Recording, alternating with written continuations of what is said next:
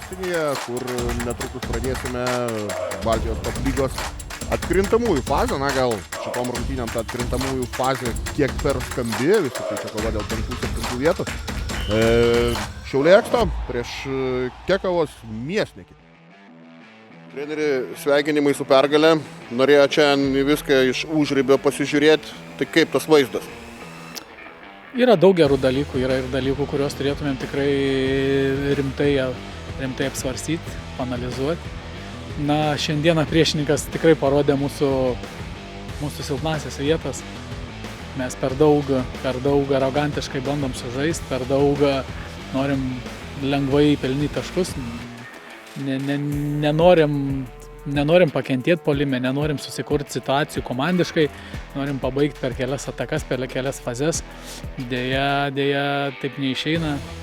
Kaip sakant, priešininkai šiandien tikrai kovės labai stipriai, gynės labai stipriai. Netgi ir matom, kad mes pabaigdavom visą laiką, likus ten pasibaigus laikų žeminimu, tai dabar šį kartą mes prasileidom pasibaigus žeminimu. Tai parodo, kad galim kautis, norim kautis, bet nepavyksta viską įsigyvendinti taip, kaip planuojam. Pusė lūpų yra žmonių, kas kalba, kad Šiauliai yra tokia pirmo kėlinio komanda. Šiandien vėl antram kėlinį, tokį akies testų žiūrint, vėl buvo atidavę tą rungtynių kontrolę. Na, tai tu visą laiką liksi to pirmo kėlinio komandai, kol neturėsi lygiaverčio keitimo.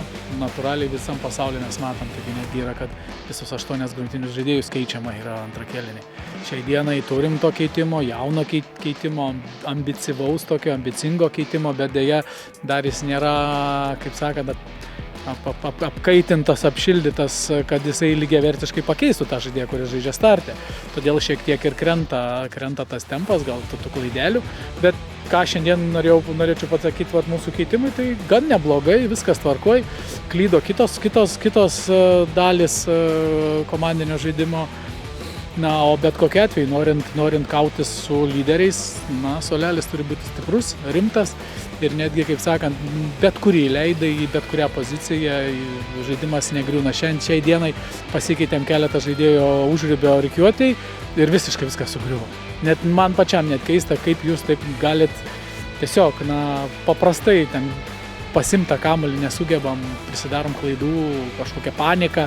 Tas ir lėmė, vieną užribio rikiuotę, antrą, trečią, ketvirtą, tai ten 20 minučių antrą kėlinį visus praktiškai ir atidavėm. Tai teritorinio žaidimo tu nesužaisi, prieš priešininkų tu kamuolį neperimsi ir gaunas, kad gynės. Ir tiek yra ant galo, ir pabaigiam prasileidę žaidimą. It was another tough game for Miesnekį.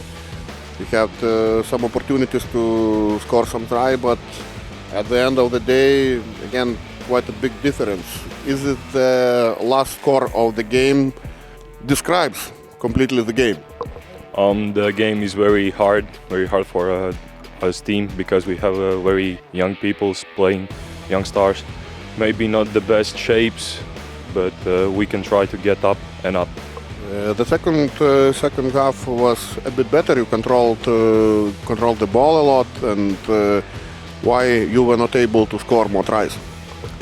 Maybe with the communication we don't get because the communication is kind of different for us.